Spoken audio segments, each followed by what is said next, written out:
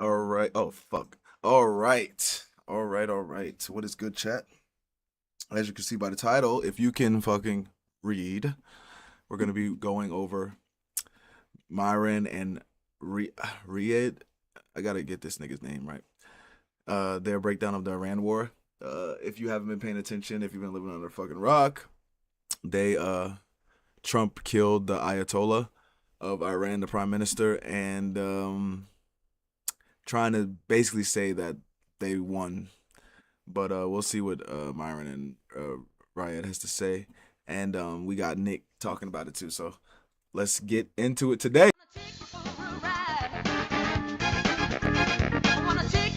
The bitch shaking it, showing it. You this, you that. We laughing at them together. Oh! So stop treating these mother like they mean something. Let's go to TikTok.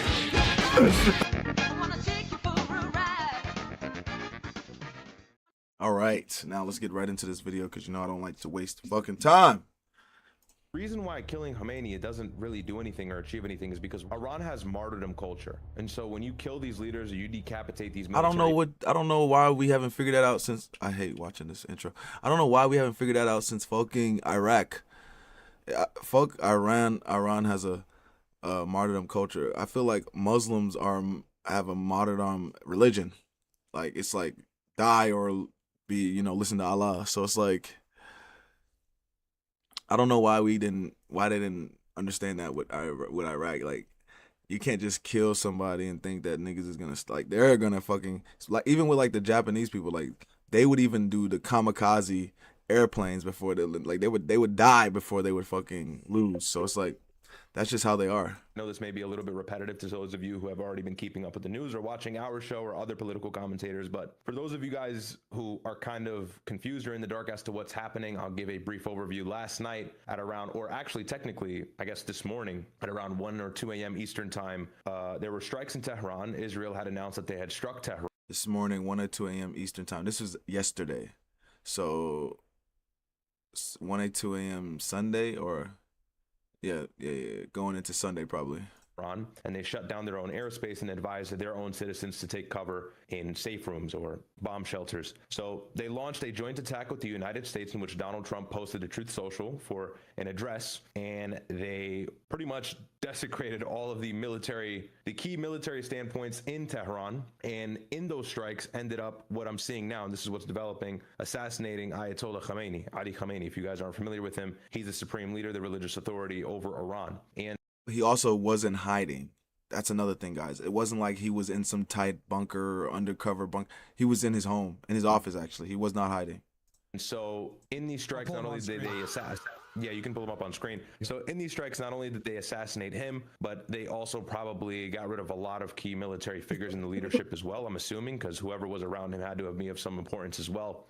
And this, of course, provoked a response from Iran, in where they struck not only Israel, that's him right there on the screen, if you guys can see, that's Ali Khamenei, Grand Ayatollah. Here we go.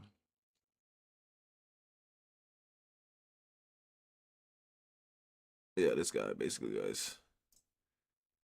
This guy right here. Yeah, him. So in the response that Iran had set out for Israel, they responded not only to Israel with their ballistic missiles campaign, which we knew what was coming, but they actually struck 7 or 8 Gulf countries. So that would be Kuwait, Qatar, Bahrain, UAE, Saudi Arabia, Iraq, and which one am I missing here? There was one more, Jordan. So 7 countries in the Gulf. They took pretty much almost the Gulf, and they hit all of the United States military bases in these countries. They kind of aimed at some civilian infrastructure, especially in the UAE as well as Dubai and Abu Dhabi. They were hitting hotels in Dubai and the UAE because they knew that the U.S. had emptied out their bases. So where else would the soldiers be?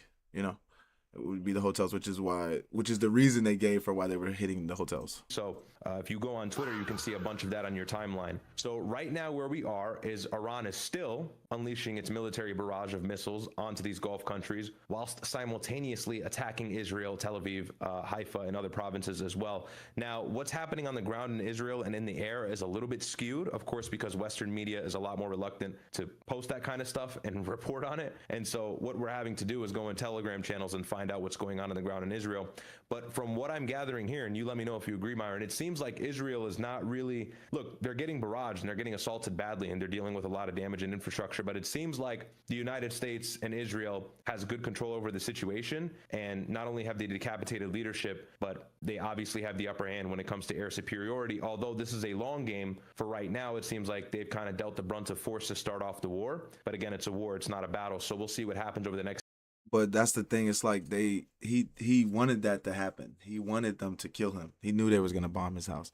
He wanted that. So it's like, did you really decapitate the head, or did you just grow 7 more? So it's a good question. Few days, but right now it seems like the Western powers and their ally and their key partnership is kind of taking a little bit more of a hedge than the IRGC, at least for right now. That's kind of like the brief overview and where we've gotten to. Okay, real quick, can you read your super chats? I'm compiling the list right now of all the people that were killed, and who they are. I'm pulling up all their Wikipedia pages right now for everybody. And oh, you know what? Do me a favor, give them a quick summary on the failed talks at Geneva as well, because that was like, you know, that's one of the bullshit that they used to justify also striking them. Yeah, so for context, and this is all in retrospect, we're realizing this now, we didn't know as things were happening in tandem or chronologically, but now we can see in the grand scheme of things, it seems that the United States and Israel plan to kind of undermine Iran, and these talks were all for no reason rather than to just really show face, and we ended up striking them again anyways this morning. But we had talks with Israel, first of all being in Oman. This was like 3 or 4 weeks ago, about a month ago, and in these peace talks, we had our military envoy for the Middle East, Stephen Witkoff, and Jared Kushner,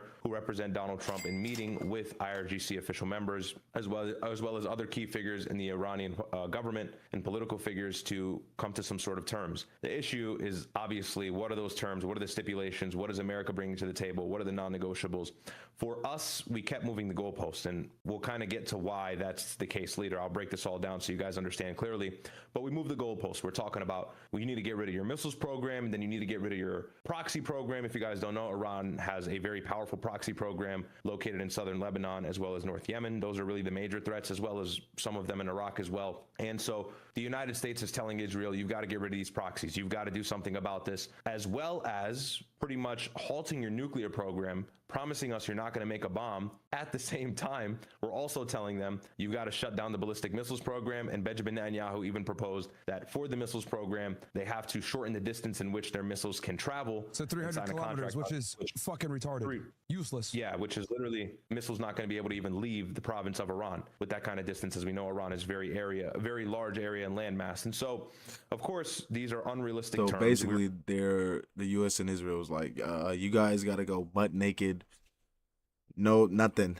You can't have shit that can hurt us. And then we'll let you, we'll talk about something. Yeah, that's kind of crazy. We're making maximalist demands in a situation where a country already doesn't trust us because we've tarnished the peace agreement that we previously made with them under the Obama administration. And so they already know that this Trump administration is pro-Israel. It's there to undermine them, and it's there to eventually decapitate their power and their leadership authority and their structure and take power, or plant our own planned president there, who looks like he's the Shah intercessor, or the predecessor of the Shah. His name is Reza Pahlavi. And so we had these talks. Some retard is saying old news now. Hey, dumbass, we're recapping everything, you stupid fuck. Niggas are we're just retarded. doing a quick recap. We're literally doing a recap, dumbass. And so stupid nigga in the we had the talks in Oman, and then we moved to Geneva to have those talks again. And I believe in the second round of Geneva talks, we got nowhere. And it seems like we couldn't come up with any agreement. That was at some point last week. And of course, everybody was kind of ready for some sort of military intervention in the Middle East. And a lot of countries started gearing up. The United Kingdom had pulled out a lot of their personnel from the embassies. The United States started clearing out their military bases. A lot of countries in Europe started preparing in different ways. And so it was evident that a strike was pretty much imminent, but we didn't know when and what time exactly. But Israel made it very apparent when they attacked this morning at 2 a.m. p.m. in Tehran. So it's important to realize Donald Trump, or not Donald Trump, but rather J.D. Vance and Marco Rubio were set out to go to Israel next week. I doubt that's the case anymore, being the fact that it'd be a huge security threat. But they proposed to Iran that they proposed to the world rather that they would be in Israel next week. So this just kind of goes to say that they were undermining the IRGC, the entire Iranian Revolutionary Guard is what that is, and had a plan on striking them this entire time. And they say it was preemptive, but it absolutely wasn't. And so that's kind of the situation with the peace talks. It was just kind of a strategic thing to lull them to sleep to eventually strike them. I've got chats here. I can read these. Which they did before. You're still getting set up. Yeah, I got it ready. I can quickly go over. So guys, here's a quick overview of the people that were killed. Give me 1 sec. I'll show you guys this real fast. Where the hell do I have this? Okay, so right here. So first, obviously, we know, right? Obviously, Khamenei, right, was the first person. Well, he got killed a couple hours ago. But this is the supreme leader of Iran. Then they also lost this guy right here, Ali Shamkhani. This dude was the Iranian naval officer and a politician who served as the Secretary of Supreme National Security Council of Iran. So they got him as well. Let's see. They got Mohammed Pakur. He was an Iranian military officer who served as the commander of the IRGC, right? So they got him. And then they got Aziz Nasir-Zeda, who basically, this guy was the Iranian Minister of Defense in the government of the... How the fuck did they know where all these niggas was at? 2024 to 2026. So basically, they hit a bunch of, high-ranking military officials to include the supreme leader, right? Let's see here. Oh, yeah, here they are from the Situation Room, it looks like. This is probably in Mar-a-Lago. Here you go. 2026 Israeli United States strikes on Iran. And here he is. It looks like, I think this looks like Mar-a-Lago. Here he is with Susie Wiles, right here. Marco Rubio, Secret Service himself. And he had recorded he recorded the video wearing this outfit. So, and I think he pre-recorded, and it's called Operation Epic Fury. So, and they're bombing all over the country right now. Now, from what I understand from multiple sources, is their goal was to get as many of these guys in one location as possible to do the strike. That's what they were waiting on for. So that's what they were literally building resources there for a while, and they were using their intelligence assets to try to figure out when they were actually going to strike. And that's how they ended up with getting all four of these guys. Crazy. Obviously, Khamenei, this guy. I mean, Khamenei wasn't hiding. I'm not worried about Khamenei, but the rest of these niggas, they might have been hiding. Like, what the fuck? Because Khamenei wasn't hiding. Khamenei said, if you can't get a bunker for the 90 million Iranians that's in my country, then I don't want no fucking bunker. Like, that nigga is really, I'm trying to tell you, when the interview I watched of the guy who was talking about him, it was he is for the people. They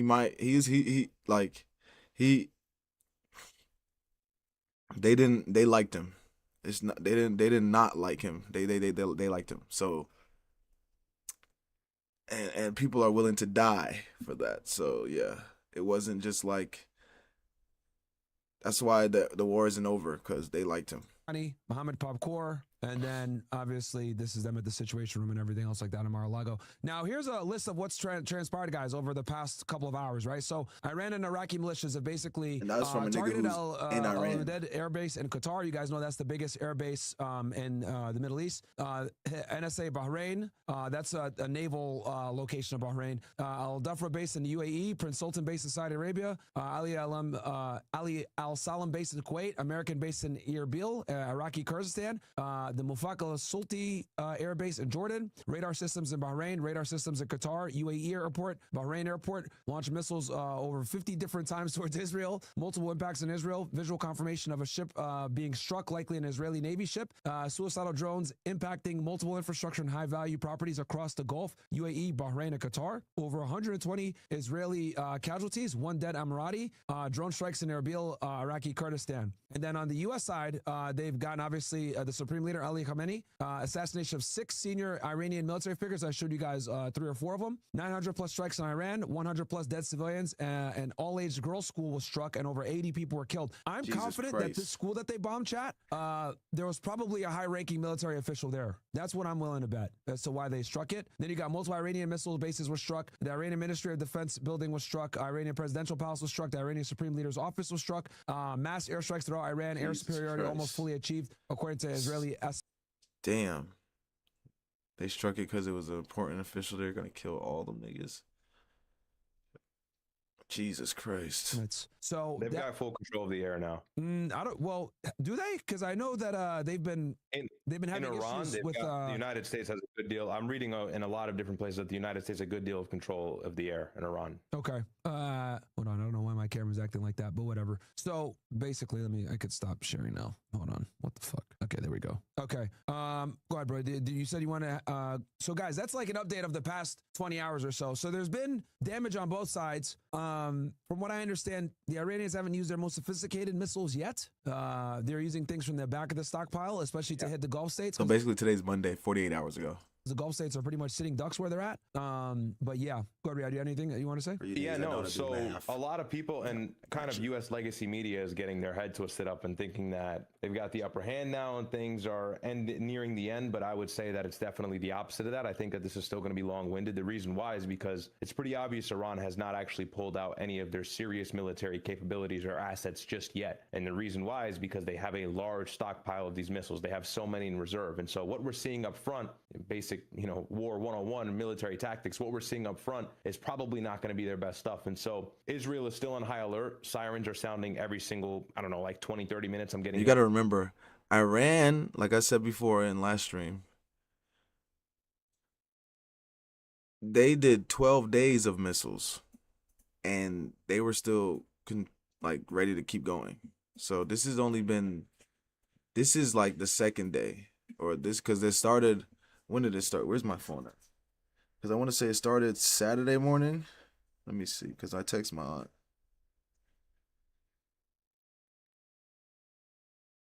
Saturday morning. Yeah, Saturday morning. So what's today? Monday? So it's been 2 days now. This is 48 hours later. Sunday, Monday. So it's only been 2 days and the missiles are hitting already. So just imagine how much longer they can really handle with the counter missiles that we have. How long could we really last? And it's only been 2 days, and we're still getting hit. News reports So on that. obviously So the counter it missiles seems don't as if fucking they're work. Still hitting Israel hard, and I think as time progresses, the strikes are going to get even worse as they narrow down the focus into Israel. Well, they're still and getting pull hit. away Let me from start these saying Gulf we're, because states. we haven't gotten. Well, I'll read some chats we really have quick, gotten hit, and but then we can kind of get into the nitty gritty. Israel got I saw a hit. development, by the way, and we'll get into this, but I saw a development that the Crown Prince of Saudi Arabia actually wanted Trump to strike Iran. Were you able to see that? I did see that behind closed doors they told him to strike, but they're probably they're probably regretting that shit now though. Yeah, they probably are. But interestingly enough, I predicted that. I had said that Saudi Arabia would have some sort of interest in an Iranian war or a conflict with Israel and the United States because it would open up the region for them to gain control, which they so desperately wanted from the UAE and other partners in the Middle East. So that wasn't surprising. But let's see here. I got to chat. Okay, 213 kill zone. Is it 100% that the Supreme Leader is cooked? Yes, he's cooked. He's dead. Johnny Las Vegas, here comes the Muslim copium. Okay, bro, you sound like you're pro-war. Ken Rose, thank you so much for the $5. All right, thanks. People also got to know that Khamenei wasn't really involved in day-to-day conflict situations. Number one, he put 4 different layers, right, of secession. At least from what we know, it could be more than that. And then number 2, he's more of like a symbolic leader.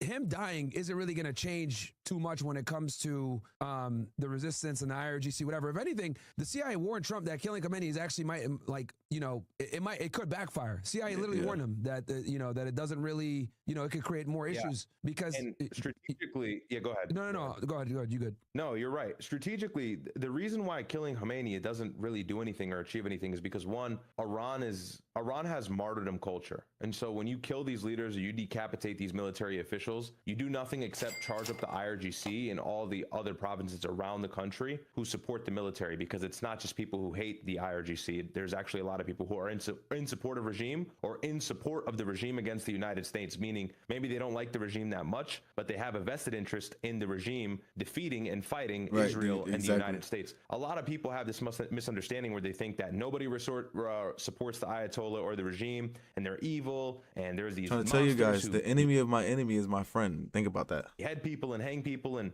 whatever, you can make that argument. Perfect. The reason is they are the last axis of resistance, and the Shia population in these countries, or primarily in Iran as well as Iraq, recognize this. And so that's why they have a vested interest in this regime maintaining power, because that's the last leg of support in the Middle East before Israel has complete control and autonomy over the whole region. So that's the reason as to why there's a lot of support for these military campaigns in Iran. You'll see a lot of protests on X of people shouting death to America, and then American conservatives and these pretty much neocons will say, well, look, they're saying death to America. And they're saying, yeah, well, because we've been destabilizing the region for like the last 25 years. That's why. And another reason why it's not beneficial to decapitate leadership, at least killing Khomeini so far, is because of the fact that the IRGC is well armed. They have a lot of personnel on ground. They still have a lot of military assets, a lot of weapons. They're being militarily supported by Russia and China. And what I'm trying to say here is if we kill the leadership, they still have a bunch of military personnel that are ready to fight. And But if we kill, think about this. If we kill them, the nigga that's there, right? They weren't too crazy. Imagine the nigga that's behind them. Imagine the nigga that's getting enraged and that's coming to take their spot. Ooh, gee, I'm trying to tell you, man, this shit is crazy. they have successors waiting to step up to these positions because of how accustomed they are to seeing regime change in the region. They're ready for that. Iran is specifically equipped to deal with this exact situation that we're seeing. And people are going to get mad and say, they were prepared for it since June, bro. Iran. Since June, since June they've been preparing for this shit. Like, yes, guys, June they've been preparing. Yo, go ahead. Because you guys got to understand, right? See, for me and my brother, we're looking at this like this doesn't matter, and because over the past 30 years, the Iranians have watched the United States and Israel destroy all of their neighbors. You understand? With decapitation strikes, with coups, with all different types of military and intelligence-based strategies. Guys, I told you, he was not hiding in a bunker. He was not hiding in his house. He was in his office with his family. And they bombed his house. I think his wife, I want to say one daughter and a nephew, and his family, and they're dead. So it's like, I'm telling you, it's almost like when they tried to assassinate Trump at the rally. I already knew that was just gonna fake rally everybody because oh my God, they tried to assassinate our leader. What do you think you're gonna do when you actually kill theirs? And like Myron said, he's like a symbolic leader. He wasn't he was definitely talking. You know how Queen Elizabeth walks through the street or walks through England, even though she's not the leader. She's a symbolic piece. Yeah, like that. So you got to understand, he definitely was looked at as not like a god, but people liked him. To topple the government. They saw Saddam Hussein get destroyed. They saw Gaddafi get destroyed. This is a big reason why they had a nuclear program, by the way, because Saddam Hussein and Gaddafi gave up their nuclear program and were eventually destroyed anyway, right? So they understood that you need to have a line of secession and a very long line of secession, and the guy that's on camera, that's the face of the government, shouldn't be the guy that's actually making shit happen. So Khomeini is more of a religious cleric, right? That is the face and symbolic of the government, the face of the Ayatollah. However, now the people that are in charge are going to be military. We don't give a fuck about, I don't want to say we don't give a fuck about Islam, but these guys are going to be far more militant in their approach, right? And at this point, also the other thing that's dangerous that you guys need to understand is that this is a war for their existence. All right, this is an existential war. So someone is not going to be able to walk away from this situation, right? And if they're going to go down, they're going to make sure that Tel Aviv goes down with them, right? They're going to put as much damage into Tel Aviv as they possibly can. Guys, the reason why y'all are not seeing a lot of the damage in Israel right now is because they have strict laws in place where if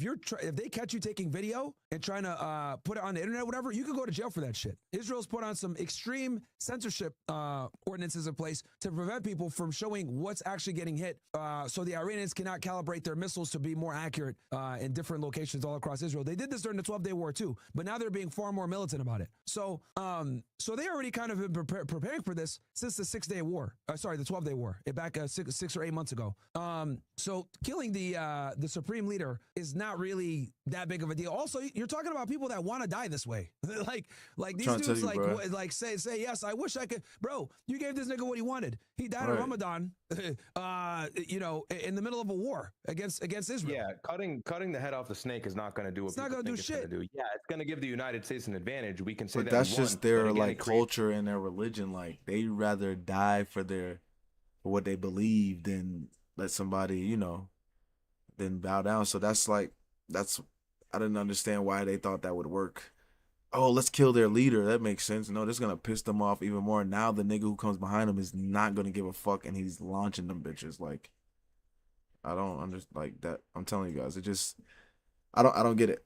It's another power vacuum. I don't know why that Let me made say y'all this, happy. because I'm looking at my chat right now, and we have a lot of dumbasses in here. And so let me make this very clear as to why my position is where it stands, and why I'll never move from this position, and why I continue to be vindicated from you dumbasses who have neoconservative mindsets. Let me frame this clearly. I'm going to do this once and one time only. Let me say this, because I'm looking at the United States is the strongest country in the world currently. 100%, full stop. There's no doubt about that. If we continue to support Israel in their military campaigns against their adversaries in the Middle East that so precisely balance the power of that region and prevent them from taking full control of that region, which is what they want to do. If you look at their own ideology, if they look at their own motivations, what they want to do and what they plan on doing is taking the Golan Heights and a lot more province in Syria, taking southern Lebanon, taking the Sinai from Egypt, taking Gaza, annexing the West Bank. Israel wants total control over that region. If they get that control and we don't have that control, not only are they going to have autonomy over the most influential region in the world right now, that being the Middle East, but they also will have direct access to not Iran, China and Russia as well. And they can closely align with them, or the other Gulf countries can closely align with them. The bigger point I'm trying to make here, the United States militarily supporting Israel and helping them decapitate leadership in opposing countries will put the United States in a less advantageous position moving forward in the future to have power, because we no longer have a situation where we can step into two opposing countries and say, hey, look, we can work this out. We can issue diplomacy. Now we're going to give one country complete autonomy, and that's going to give them a lot more power to oppose us if they ever so decide, which is Israel. On top of that, who knows why Trump is doing what he's doing? It could be because of blackmail with nukes. It could be because Benjamin Netanyahu is calling up the White House and he's calling up Washington and he's saying, look, if you don't do a joint strike with us, we don't care. We're going to strike without you. Do you want a country who talks to our leadership that way? Because he likely does. Do you want a country who talks to our leadership that way to gain full hegemony over the Middle East? Yeah, you won't see a very balanced power structure in the world in the next 40 to 50 years. It's not about being pro-Islam. It's not, I can give a fuck about Iran. Let that be very clear. I could give a fuck. I don't care about the supreme leader. I don't have any vested interest. I don't care. It has nothing to do with my politics or my world. The reason why it matters is because once that power balance is gone, Israel has a chance at competing with the United States from a power structure scale. That is why. If you cannot understand that, and they will sell us out. They've already sold us out to the Russians plenty of times. They're just, it's like the girl that doesn't like you. It's like the monkey branch theory. Israel has us like this, and they have themselves like this. As soon as they let go of this, as soon as they let go of us, they're gonna swing it back over to this right here, and then they're gonna drop us. What's to tell them from stopping grabbing on to Russia right here? Hey, and then doing stuff, or with China or with anybody, because once they have their own power to do whatever they want, they won't need us. So what's stopping them from blowing our shit up? So, and you see how they say we're getting so anti-Sim. They say we're anti. These Americans, they're anti-Semitic now. They're so anti-Semitic over there in America. They're just waiting to fucking. I'm trying to tell you, it's like the girl that doesn't like you. She's just waiting on the next nigga to come. And when the next nigga comes, she gonna go to him, use him up. Next nigga come, go to the other one, use him up. You see what I'm saying? Like, and we don't want to be on the receiving end of that consequence of Israel using somebody else to get at us. When we step in and we support them, that gears up Russia and China to attack us as well politically. And eventually that can materialize. You don't know where this can ever lead. So I say this to make a greater point. Israel is a moral hazard. So it doesn't matter whether we decapitate this terroristic regime or whatever. If you have a vested interest in American politics, if you have a vested interest in the United States having autonomy over the entire world, especially the Middle East, then it's in your best interest for Iran to exist. It's in your best interest for the Ayatollah to actually oppose Israel and have checks and balances happening in the Middle East, as well as a power balance. If we don't have that, Israel will run wild and destroy the whole region, and that will cause more chaos. That will cause us to have more military intervention in the Middle East. Then boots on ground may actually get introduced. Then we'll go back into trillions of dollars of debt. Then it'll be a second or third or fourth Gulf War.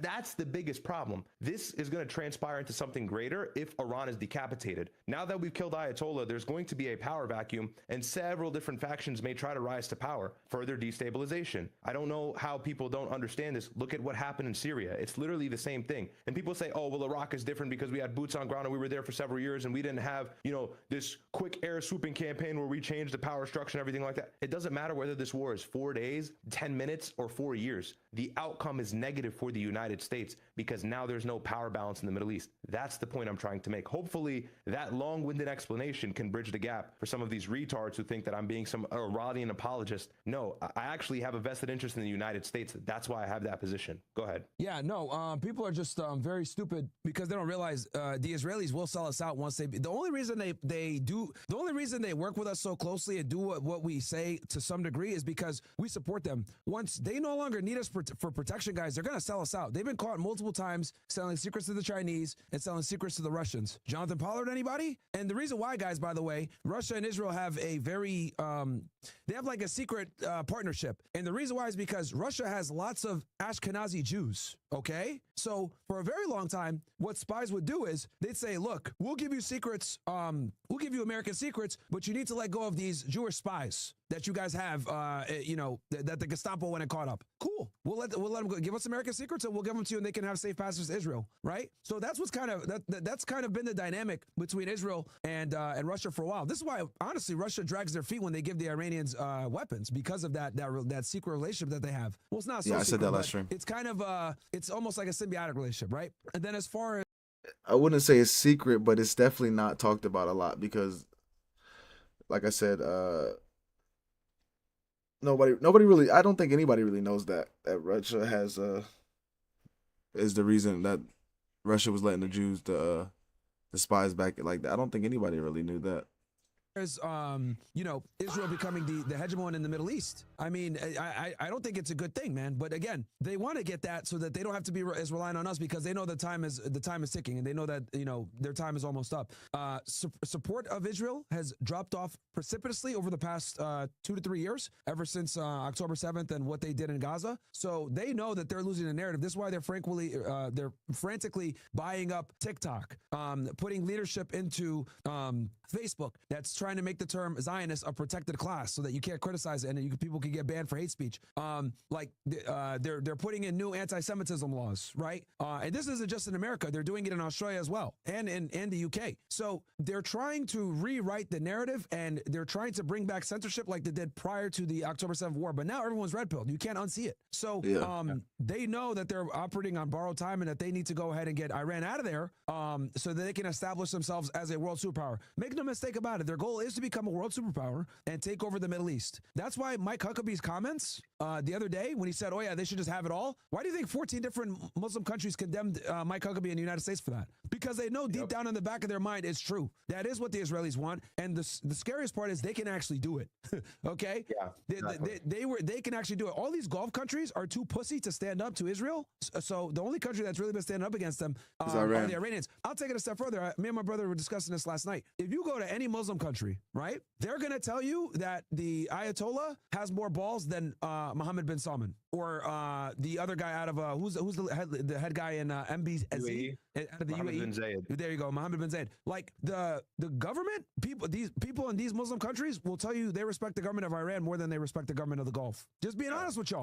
They're winning the culture war. They win the culture war in the Middle East. And you guys don't know this. Yeah. You might not know this because you guys, maybe you're not Muslim, you're not Arab, you don't know people from that region. But trust me, guys, you go to those areas, they don't.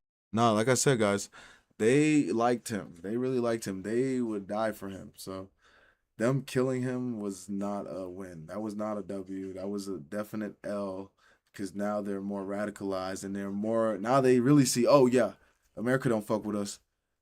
They think they can just kill our people and get away with it. Now we about to go really at them. So it's like I said, guys, they actually like that guy.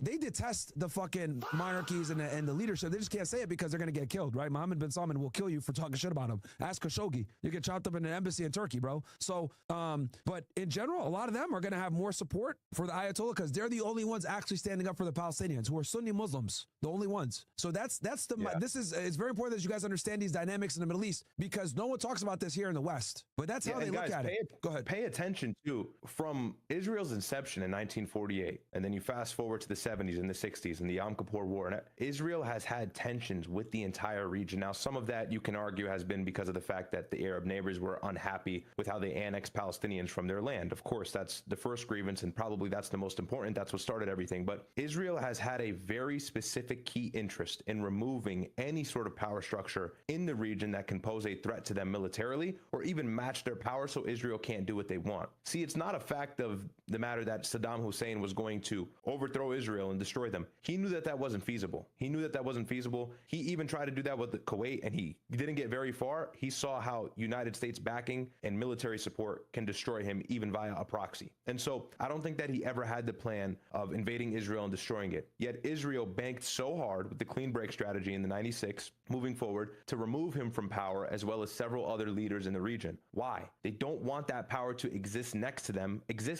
even if it means they won't attack them. They just don't want to have to compete. They want complete control. That's a red flag, and that's something that should be unsettling. Furthermore, Donald Trump has been the Trojan horse for this campaign. Donald Trump has kind of been the guy to be the front runner for Israel. Obviously, Obama came in, and in 15, when he had left, he set everything up correctly with that JCPOA to ensure that we wouldn't go into any more tension or enter a war in the Middle East with Iran or any other neighbors of Iran. Something important is in 2015, Trump's campaign code was very different to that of what he's doing now. Even in 2024, when he was running again, his campaign code was very different to that of what he was doing now, obviously being no new wars. But in 2015, Trump had this really strong push, this agenda of, no immigrants. We're going to have a strong border. We're going to build a wall. It's going to be America first. We're not going to go into the Middle East. Iraq was a mistake, as I played in my edit earlier. He said all of these things. All these things sounded great. It was like this perfect balance of Republican politics being based, anti-immigration, without the neoconservatism. And so a lot of people thought, man, this Trump guy is pretty good. He's got my vote. What did Trump do when he got into office? Immediately tarnished the deal that guaranteed safety and peace in the region that he promised he would pull out of from. Why? Because he had vested donors, vested interests, lobbyists who told him, if you want to win this election, you want to maintain power, you better do it as we say. Secondly, in 2024, you guys have to remember, Trump was getting prosecuted, not only from the state level, but federally as well. And he was dealing with a lot of problems. He was dealing with indictments, the whole thing. My brother's broken it down in detail. He was getting sued civilly. Yeah. He was getting, it was a nightmare. Trump knew, by the way, guys, Trump is somebody who's obsessed with power. You should read books on him. He's a very narcissistic, like, I have to win at everything kind of person. So that's something important to bear in mind, because that plays relevance. Yeah, that is why he's so successful. But that's also what is hurting the United States right now, because Trump banked on power, and Trump wanted to win the presidency in 2024, I think, to get himself out of that legal issue. Legality, from a legal perspective, I think that Trump knew that he was in deep waters, and he had to win this presidential race if it meant him maintaining his freedom. Here's the thing. This was an opportunity for lobbyists to get in Trump's ear and say, listen, we know you have a lot of problems, and we know you want to win this race. We'll make sure it happens, but you must go to war with Iran, and you must decapitate the Ayatollah. That's why Trump is doing this. I think a lot of people are confused and going, well, why is Trump, getting involved in the Middle East? What's the benefit? I don't see why he would do this. It's because that's what won him the presidency, was the promise of doing these exact things that he's doing in the Middle East right now. If he did not fulfill these promises that he gave to these Jewish donors and these oligarchs like Bill Ackman and Larry Ellison and all these other guys, well, then Trump would have never won, and he'd probably be behind bars right now. Again, I don't think that Trump really went hard in 2024 for the sake of American people or being this diehard patriot. I think it was more of, I need to save my own ass, and I'll do anything to make sure that happens. That's why we're at fucking war with Iran right now. So, yeah. But yeah, that breakdown was done. Yeah. Okay, yeah. But yeah, basically, guys, they got the Ayatollah, they got a lot of the military officials, and they have it basically they're making it seem like they've won, but we're just waiting on to see what Iran has to do. I haven't seen anything crazy today. So we're basically just waiting to see what Iran, because one guy that I like to watch on here for the stuff is Propaganda and Co. If you've ever seen him on YouTube, he's really good. But yeah, that's where he's like keeping up with it by like hourly, I guess. Not hourly, but like every new event that happens, he's keeping up pretty quick with it. And so yeah. Let's see what Nick has to say. You know what? Actually, yeah, let's see what Nick has to say about this. Joint strike on Iran. And many people saw this coming. It was pretty clear. Based on the military buildup in the Middle East, the deployment of 2 aircraft carriers, the USS Gerald Ford and the Abraham Lincoln, over a dozen destroyers, you had 50% of the U.S. deployable air power in the Middle East at the time that the conflict broke out.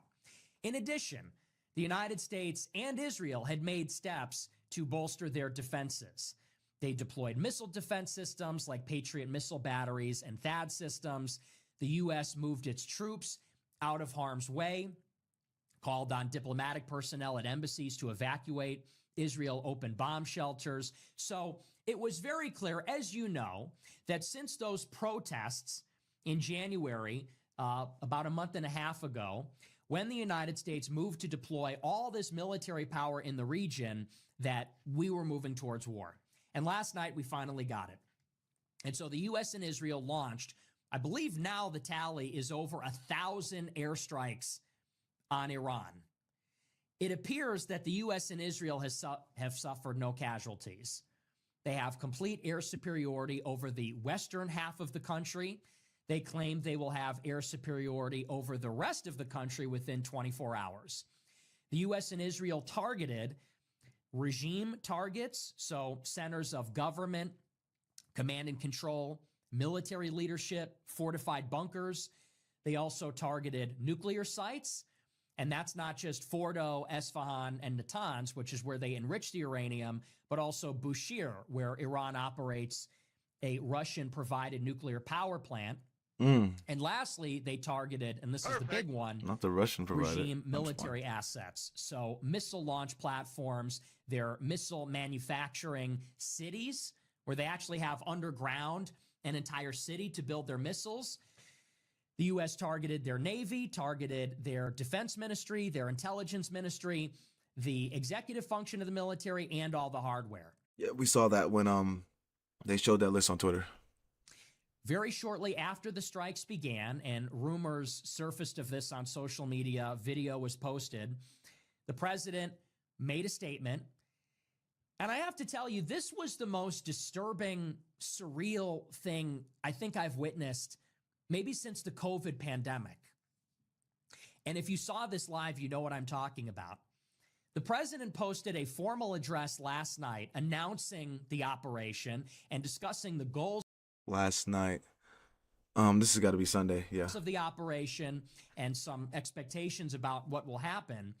And he announced it wearing no necktie, in a baseball cap that says USA, in front of a black curtain by himself.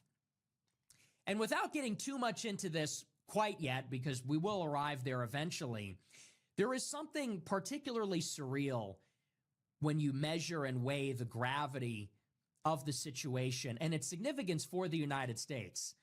Obviously, the United States has been involved in the Middle East for a very long time, doing exactly this sort of thing. Regime change, proxy warfare, fighting terrorism ostensibly, deploying massive amounts of air, sea, and ground power. Since 2001. And the entire conceit of this MAGA movement of Really President earlier, Trump, since 1948. the whole really reason earlier. we're doing this, nominally, this was supposed to be in opposition to the Iraq War and to the legacy of the Iraq War and all of the other associated interventions. Now, we know that the same people that were behind the war in Iraq, they're the same people that have been beating the drum for war in Iran for just as much time. Yep. And they have tried to pressure many presidents into doing this, and they have moved the United States closer to a conflict like this. Yo, there's a clip of BB in like, I don't know if he's in the Knesset or if he's in Congress with us, but it's like compilation of him just saying, Iran is almost is a year away from creating a nuclear bomb, and we must. Iran is 6 months out from creating a nuclear bomb, and we must. Iran is uh, a couple of years away from creating a nuclear. Like it's like a whole. It's like him just saying it throughout the years, saying like harping on Iran. And so Trump, being the one who was Iran, supposed to challenge this and nuclear oppose bomb, all of it this, needs to who be repudiated stopped. it and created this successful political movement, now to be delivering for the same people, repudiating those people and their agenda, for him now to be serving them, delivering for them what they have wanted for so long. Number one on their wish list. And just like Myron said, he did have a huge case that he had to avoid. They said, "Hey, we get you out of this. You better go fuck up Iran." And he said, "I'm gonna bomb the shit out of them." It's actually disturbing. It's disturbing what it says about how our country works, whether we, the people, are still in control. Is this a government of, by, and for the people? Do elections matter? Does the popular will matter in our representative democracy, in our republic? If we vote to repudiate a policy, a foreign interest group, a special interest group, repudiate a particular agenda, and we get that agenda anyway, that war, those people, regardless, what does that say about the political state, the actual true political reality of the United States of America? If anything, it just verifies what Trump said from the very beginning, which is that we are no longer in control. The people are no longer sovereign. And we knew that. That is something that we had always known and we had always suspected. This is confirmation. This is an illegitimate regime. The Constitution, representative democracy, our republic is effectively over. You can vote for a candidate that repudiates the global war on terror, the war in Iraq, regime change, someone that explicitly promises not to bring us into new conflicts. Someone that explicitly campaigns as the peace president, no new wars, and you'll get all of it anyway. We are in a state of distress. This is not a republic anymore. That's over. And the MAGA movement is surely dead, of course. No, that shit's been dead. But anyway, I digress. I watched the speech last night, very uncanny and disturbing and strange. And you need to listen to the speech because the speech lays out exactly what this is. Trump talks about the entire history of U.S.-Iranian relations. He goes back to the 1979 Iranian hostage crisis, to the Beirut barracks bombing in 1983. He discussed Iran's use of IEDs and their backing of Shiite militias in Iraq. What is the purpose of all of this? What is the purpose of all of this history? Well, he is making the case, as they say. He Trying to is give you an excuse of why we gotta bomb the shit out of Iran. He's trying to show you why, but in reality, it's just you really just put Israel up there. That's all you gotta say. You don't have to lie to us. Just say we gotta do it for Israel. Like I'd be so much more calmer if they were just like, yeah, bro, we fuck with Israel. We're bombing them for Israel. What you gonna do? Like that'd make me feel a little bit more. Not calm, but a little bit more distressed, a little bit less distressed than me just trying to have it fair. What are we, even though I know what's going on, like making the case, creating the pretext for a regime change war in Iran. And the message is simple. The Iranian regime, obviously Iran is going nowhere. The territory, the population, they're not going anywhere. But this regime, which was thrust into power during the revolution in 1979, Trump is making the case that they are an international pariah, a threat to the United States, an historic adversary of the United States, and therefore, that is why they have to go. So make no mistake about it, that rhetoric that he lays out in the beginning of the speech, that's a regime change speech. He is laying out the case. This is why the regime has to go. That's not a speech about nuclear weapons, missiles. It's not a speech about bringing them to the negotiating table. Obviously, that's a regime change speech. Further, he makes it even more explicit. He announced the targets of the strike. He said that the United States and Israel launched a joint operation targeting Iran's navy, its missile production facilities, and regime targets. He called upon the Iranian Revolutionary Guard and the Iranian armed forces to lay down their arms or they would die. He then said that upon the conclusion of And we saw who they the killed. operation, he invites the Iranian people to emerge from shelter and to take their country back. He effectively said, I am giving you the opportunity. I am neutralizing the Iranian government and its military and the regime. And once we're finished, you will emerge and take back your country. And so every aspect Jam, of the I see what the follow. speech Appreciate is you. critical. He is making the case that the regime must be toppled, talking about destroying all of the regime's assets, killing all of their personnel, calling for a complete and total surrender. And in the end, after all that, calling upon the Iranian people to rise up, have a coup, and install a new regime. So again, make no mistake about it, we have entered into a regime change war. Now, why am I saying this? Why is this such an important thing to understand? We have been at war with Iran for decades. We have been in a state of war with Iran by every other means. We have assassinated their leaders. The Israelis have assassinated their scientists. With Israel, we have launched cyber attacks on their infrastructure, not just nuclear, but also other vital critical infrastructure. There has been espionage, industrial sabotage. We have gone to war with their proxies, like the Houthis in Yemen. In Yemen. We have launched strikes against their positions in other countries too. And that's another thing they was asking for was the proxies. They were like, hey, we need to get rid of those proxies in Yemen. The Houthis. We have been in a state of So war Myron for was talking a about long earlier. time. But because the objectives of these other operations have been limited, people don't call it a war. They say these are operations to neutralize the nuclear program, or this is meant to increase our leverage in negotiations, or it's some form of a proxy war, and this is about rolling back their soft or hard influence across the region. Well, tonight, nobody can deny we are now engaged against Iran in a full-fledged regime change war. Now, what's more, as we discussed for the past couple of weeks, everybody suspected that we would eventually use this military power that is forward deployed against Iran. The question concerning that operation is what the goal of that would be and how it would be accomplished. Now, this matters very deeply because the kind of force that has been deployed into the region, as you have probably noticed, is a naval force and an air force. And that is the operation. It is a naval and an air operation.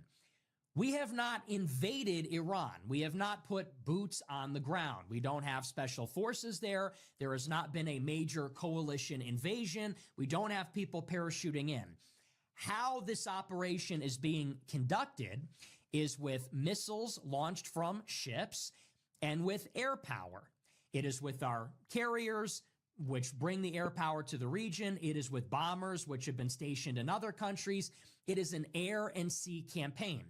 Now, this creates a conundrum here because, again, if the goal is the maximalist objective, which is to topple the Iranian regime, we are going all the way. Again, it's not about degrading their capabilities. It's not about weakening them. If the goal is to exterminate the Iranian regime, we're going all the way and toppling them. Right. It raises the question, how is that going to be done with air and sea power alone? We now have the goal. We also now have the mode. We know what the Trump administration is seeking, and we know how they seek to achieve it. But the problem that is created is that historically, you cannot achieve a regime change Without boots on the through ground. air and sea power alone. Yeah. Why is that? Because although you can bomb civilian government facilities, you can bomb military facilities, you can destroy the Navy, you can destroy hardware, anti-aircraft systems. You have to put somebody in place to On the other side of all of the bombing, there are still going to be 200,000 Iranian Revolutionary Guard Corps soldiers, and they will be armed. On the other side of this, you are still going to have, all in, about 1 million Iranian security personnel between the IRGC, the Iranian Armed Forces, and the internal security forces. You can decapitate, you can cut off the head of the snake, you can kill some or half or all of the regime, you can blow up all of their major weapon systems. But on the other side of the bombing campaign, there will be a country of 90 million people.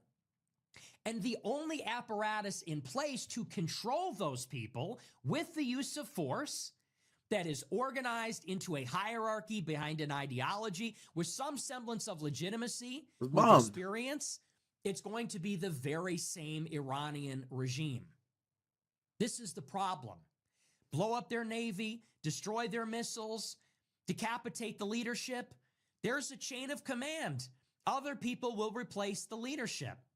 And again, destroy the big weapons. The small weapons are still in the hands of the army. And unless you actually have an alternative invading force, whether that is a U.S. ground invasion, an invasion from a neighboring state, whether you have proxies from inside the country, sectarian groups, separatist groups, anti-government groups, unless there is an alternative force that is armed, that is numerous, that is organized, and is able to communicate, and unless that group has legitimacy and can earn the support of the country, well, all things considered, on the other side of the conflict, the most likely successor to the Iranian regime is the Iranian regime. It may not be the exact same people, but it will be the same security apparatus. Yeah, and it's gonna keep getting fucking worse. That's what people don't understand. The more niggas you bomb, the more niggas you're pissing off. The more people you're killing, the more Iranians you're gonna piss off. So it's like, oh my god. I'm really not pro war. I don't like war. War is not, especially not war in the Middle East. Like, doesn't do well when we're going to war in the Middle East, especially because most of the time we're going to war for Israel. And so this is the big conundrum here. We have deployed all the air and sea power. We've launched the operation. And by all appearances, we are winning this war. By all appearances. But appearances can be deceiving. If you watch the news, they report that there have been over 900 airstrikes, that the U.S. and Israel have air superiority in most of the country. We control the airspace. We have assassinated the Ayatollah, the supreme leader, Ayatollah Khamenei. We have assassinated some of the top military and civilian government leadership. We have probably, by the end of this, will have destroyed their entire navy, all of their missiles, all of their missile production facilities, and so on. And this is the operation. It appears that we are winning. People are saying this is a great success. And they say that perhaps the American public and the world will get with the program and rally behind this when they see the outcome, when they see the effectiveness of it. But that is where we stand under 24 hours into the operation. Where will we be when the bombs stop dropping? Where will we be in a week? I want to get into this article from the Wall Street Journal. We'll just read through this and talk about some of the details. And we'll talk a little bit more about what has happened in the past 24 hours. Then we'll get into some of the timeline, how we got here, and then answering this question where we're going. So this is from the Journal. It says, quote, President Trump and Israel launched attacks on Iran with the ambitious aim of bringing down the regime in Tehran, a goal that promises heavy use of force and which will rattle Gulf allies concerned about a wider regional war and instability on their doorstep. U.S. and Israeli forces went hard at Iran beginning early Saturday, attacking Iran's leaders and symbols of the regime, in addition to military assets that Iran would need to fight a war. Heavy strikes were expected to continue for days. Israeli strikes focused on high-value officials and Iran's missile capabilities, while the U.S. attacks went after military targets. In a speech posted on Truth Social, Trump said the strikes are weakening Iran's rulers and called on Iran's people to take the opening as a once-in-a-generation chance to topple the regime. He said, quote, "When we are finished, take over your government. It will be yours to take. America is backing you with overwhelming strength and devastating force. Now is the time to seize control of your destiny and to unleash the prosperous and glorious future that is close within your reach. This is the moment for action. Don't let it pass." Now fighting for its survival, the Iranian regime launched a wave of missile attacks on U.S. military bases in some Gulf states as well as on Israel. Iranian missiles are headed towards bases in Bahrain, Qatar, the United Arab Emirates. They've also been launched against Saudi Arabia, Jordan, Iraqi Kurdistan, and Israel. U.S. officials haven't yet outlined a plan for who would take control of Iran in the event that the regime falls, or how to avoid a chaotic power struggle among factions within the Iranian regime and its divided opposition. So this is what you need to understand about the dynamic here. And this is very important. We have to understand the security situation between Iran, Israel, and the United States. Israel has been principally concerned with Iran's nuclear program, its proxies, and its missiles.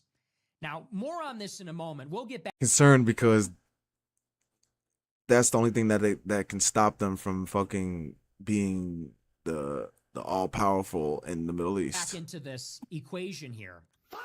This war, unlike last year, is specifically focused on Iran's missiles. Last year, the U.S. and Israel took out Iran's nuclear program. We destroyed their biggest centrifuge facilities. We apparently made their stockpile of highly enriched uranium inaccessible. Arguably, we set back the program several years, and we increased Iran's breakout time from when they might decide to make a nuclear weapon to when they acquire one, from weeks to possibly years. And so we neutralized that deterrent capability of Iran. In this war, we're going after their missile program. Iran has built thousands of ballistic missiles, which are being intercepted as we speak, but if launched in a surprise attack in large enough volleys, may not be able to be intercepted. And so this is... No, I'm not gonna lie, guys. There was like 12 missiles. It was like, I think it was like 10. They launched 10 U.S. missiles to stop one Iranian missile, bro. And none of them bitches hit the missile. Yo, I was like, yo, this shit is crazy. But yeah, they used like 10 they used like 10 counter missiles to hit the one Iranian missile, and none of them hit, and the Iranian missile hit its target. Like, that shit was crazy, bro. Like, I'm trying to really let y'all know, like, you cannot listen to, you're gonna have to go to other streams of news outlets for information. You cannot just strictly rely on Western media, because Western media is lying. Western media is lying to us about how well the war is going, because it's I'm not gonna say it's going not well. It's not. I'm not gonna say it's going bad, but it's not going to what they're making you think. It's not just a fucking walk in the park right now, because I'm telling you, the amount of missiles they're using to stop one Iranian missile is crazy with the stuff that I've seen. And they have not stopped any of the ones that I've seen. I have not seen one yet get stopped. So, are they stopping missiles? Sure, but there are definitely plenty of missiles that are getting through, and they haven't even used the real ones yet. Like, they're just using the play, like they're using the play missiles right now, and the play missiles are getting through. So just imagine when they start using the real motherfuckers. So it is like I said, Saturday happened. This is day 2. Nothing that I heard of too crazy. If you guys want me to go live when something happens to break it down or report it, I definitely will. Just let me know. I don't mind doing that. Yeah, I don't mind doing that. I'd rather be able to break it down live than come back a million days later and do it. But I'll still go over it regardless of when I come back to it. But yeah, if you want me to go live when something happens or goes down, like when this happened, did you want me to go live? Just let me know. But yeah, guys, we are officially at war with Iran for Israel. and we will see how these things play out. Perfect timing. Perfect timing. With the Epstein files, right? Perfect timing. As soon as the Epstein files come out, the 3 million files come out, and what's it called? I think Bill Clinton was given a testimony. He gives his testimony literally the next day they attack Iran. So it's just a distraction, guys. It's all a distraction from what's really going on. How Epstein was an Israeli spy. Just a distraction on how Israel doesn't really like us. How it's just a big distraction, guys. That's all this is. And it's helping Israel become the #1 hegemony in the Middle East. So just make sure you stay paying attention. Pay attention. Don't get distracted. But I appreciate everybody for coming through today. Today is Monday, beginning of the week. Wednesday, we should have a NXR video from Joel and Nick, unless I don't know if they finished that already, because it's been going for a minute. But I forgot how many episodes it was gonna be. I think we might be done with it though. I think it might be done. But yeah, we'll be watching that on Wednesday, and briefing on what happened if anything goes down throughout the week. But yeah, I appreciate everybody for stopping by, and I will see y'all boys on Wednesday. Peace.